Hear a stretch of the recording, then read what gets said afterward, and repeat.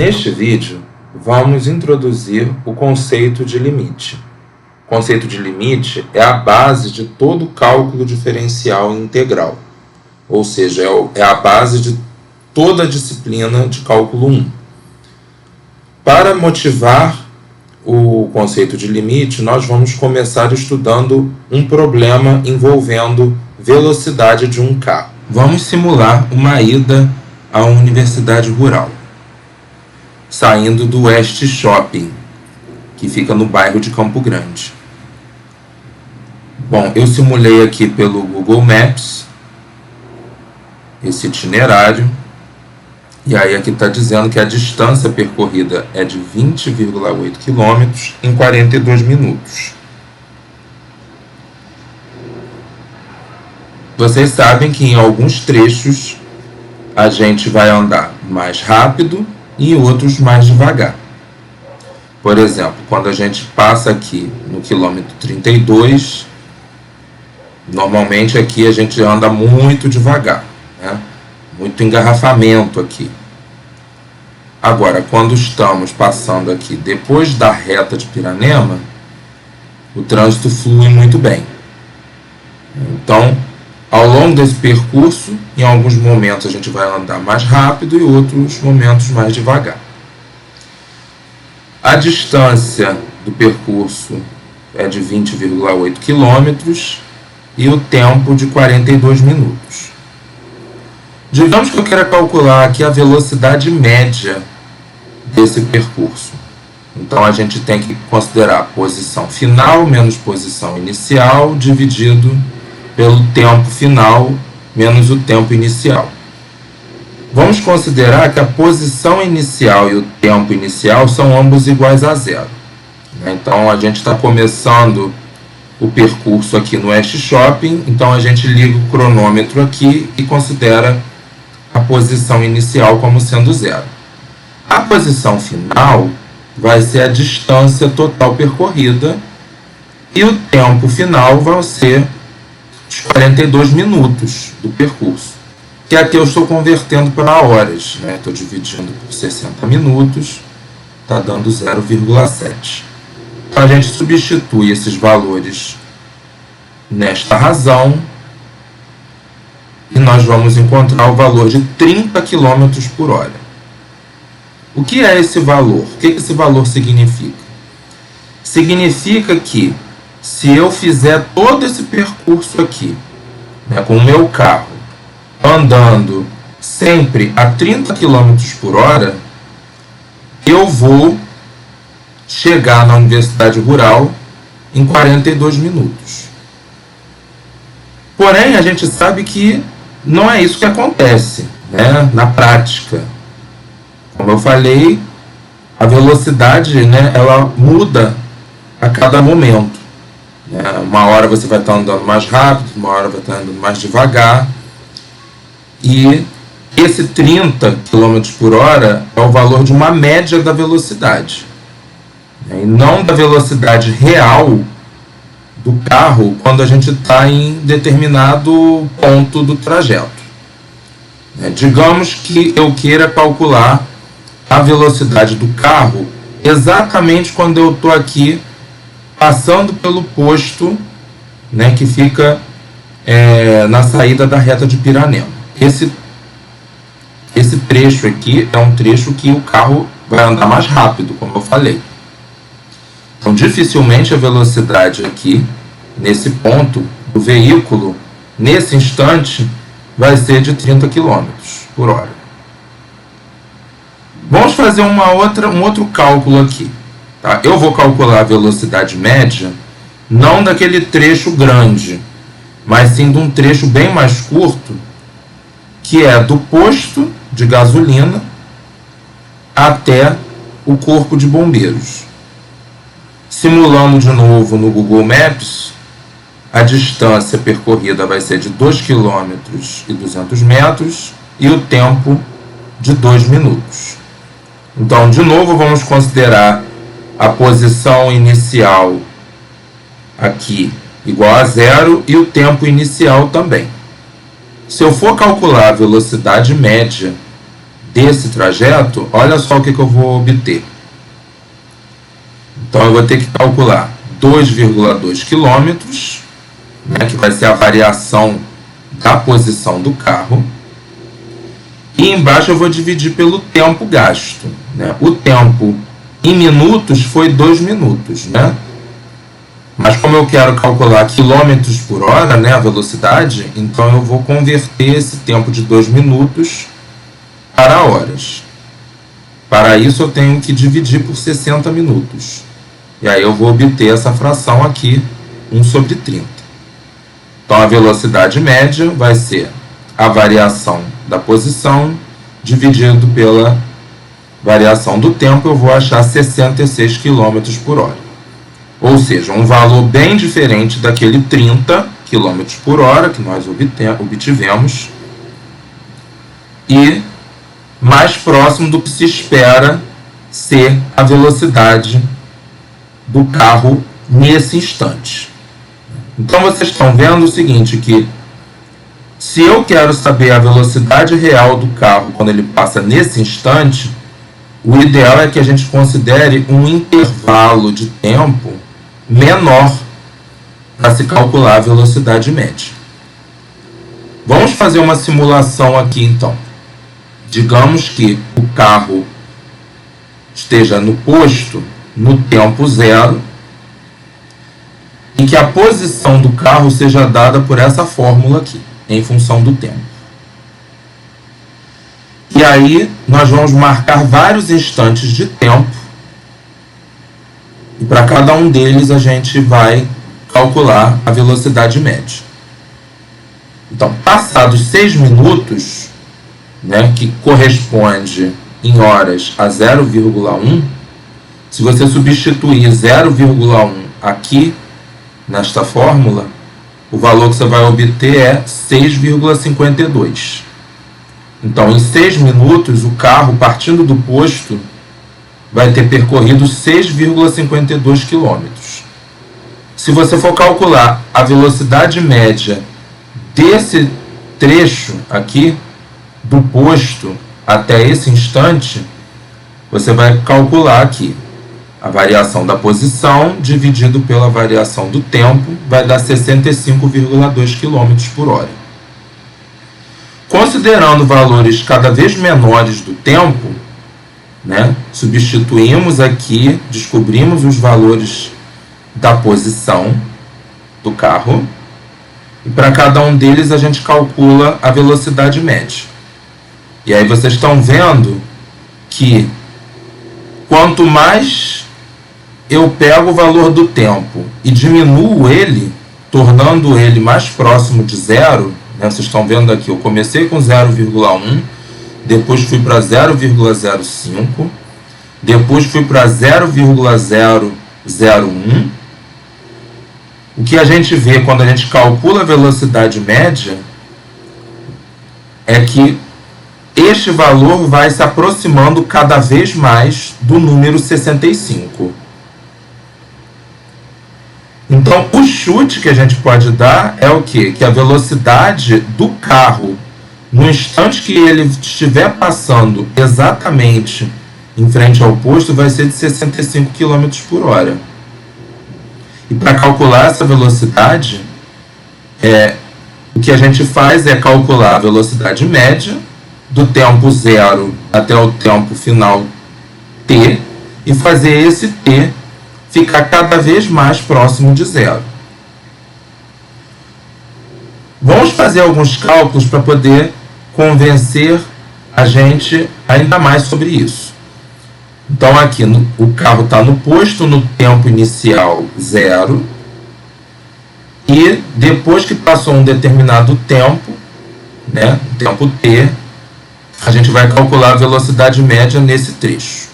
Então a gente tem que fazer o quê? Né? Pegar essa função, velocidade média, que é a variação da posição pela variação do tempo, e aí a gente substitui. A posição no tempo inicial é zero e o tempo inicial é zero, então aqui fica S de t, que é 65t mais 2t2, segundo o que a gente está supondo aqui, né? embaixo vai ficar t. Repara que o tempo não pode ser considerado, né, o tempo t não pode ser considerado igual a zero, porque senão essa fração aqui não existiria, né, porque o denominador t não pode ser igual a zero. Mas a gente pode simplificar, botando t em evidência no numerador e cancelando. A gente obtém essa expressão aqui.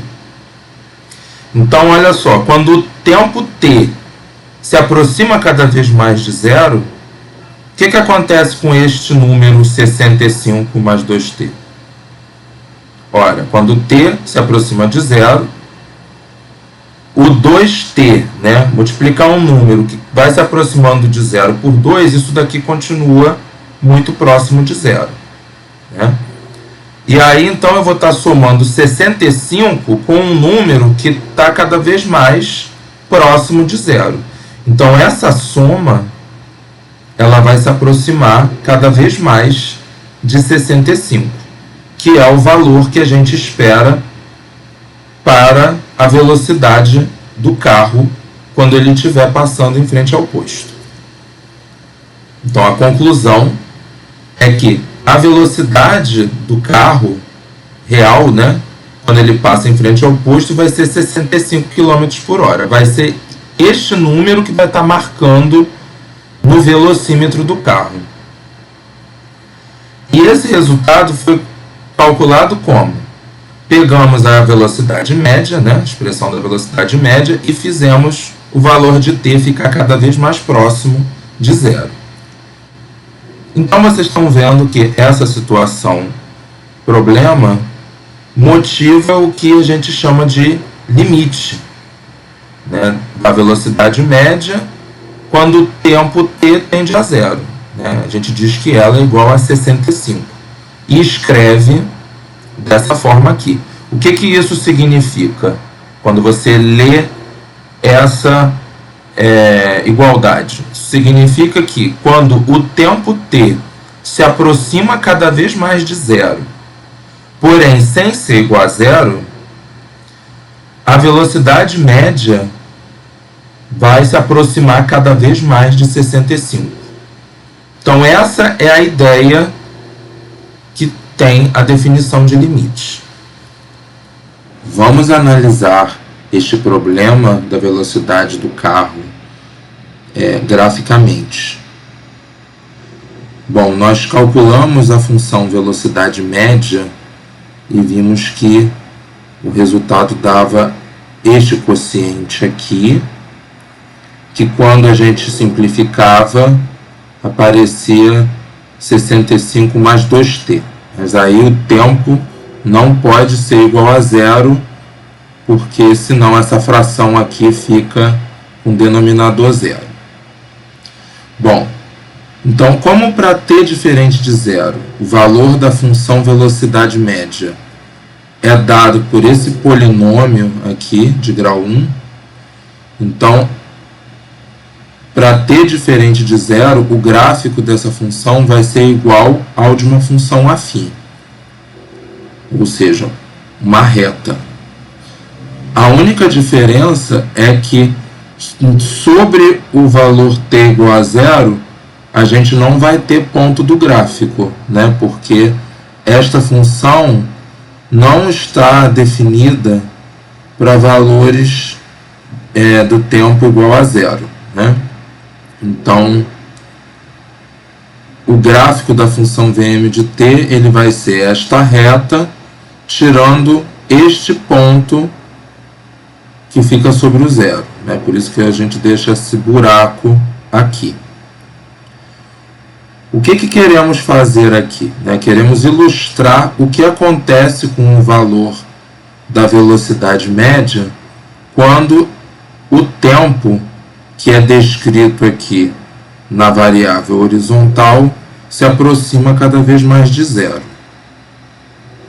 Então aqui eu montei, né? Peguei o tempo igual a 3, e aí para a gente olhar a imagem, a gente sobe uma linha vertical até bater no gráfico, bateu aqui nesse ponto D, aí a gente joga uma linha horizontal aqui e ver qual é o número que está marcando nesse ponto C. O número que está marcando aqui é indicado por 71. Então, quando o tempo é igual a 3, a velocidade média é 71. Bom, nós vamos fazer esse tempo se aproximar cada vez mais de zero.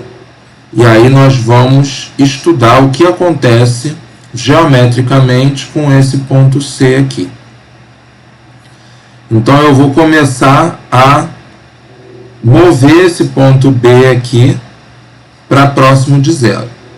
E aí vocês prestem atenção no que vai acontecer com esse número aqui, que é exatamente o valor da função neste ponto B. Tá? Então, quando a gente vai diminuindo, né, o B, fazendo o B se aproximar cada vez mais do zero, olha lá o que acontece com o ponto C. Ele vai se aproximando cada vez mais daquele buraco ali, ó. E o valor da função, ele vai se aproximando cada vez mais de 65. Certo? Então, quando o tempo se aproxima de zero, nós estamos vendo aqui geometricamente que o valor da função Vm de t está se aproximando cada vez mais de 65. Se eu agora considerar valores menores que zero para o t, porque eu posso fazer isso, tá? Não tem nenhum problema da gente considerar o t negativo. Lembrando que na física, né, o que a gente entende por tempo negativo é quando a gente olha para trás, né? Então, vamos considerar aqui agora que eu peguei um valor do tempo negativo, né? Então, no tempo t igual a zero, eu estou no posto. Para tempos negativos, eu estou antes do posto, né? E aí, a minha velocidade média, quando o tempo eu estou 3 horas antes, né, eu estou olhando para 59 de velocidade. É isso que eu tenho aqui. Velocidade média é de 59. Então, eu vou fazer este valor do tempo se aproximar também do zero cada vez mais, né? E aí a gente vê aqui o que acontece com essa imagem, né? Então, a imagem desse número aqui, né, do menos 3, né, vai ser dado por 59, é o número que está marcando aqui. Conforme eu for fazendo esse tempo se aproximar do zero, vocês vão ver que esta velocidade média aqui, ela também vai mudar, né? E aí, então, prestem atenção nesse número, né, que é o valor da velocidade média, no tempo que eu estou considerando aqui, e no ponto F. Então, quando eu vou aumentando o valor do tempo, ó, o ponto E ele vai se aproximando cada vez mais do zero, o ponto F vai se aproximando cada vez mais do buraco, e o valor da velocidade média vai se aproximando cada vez mais de 65.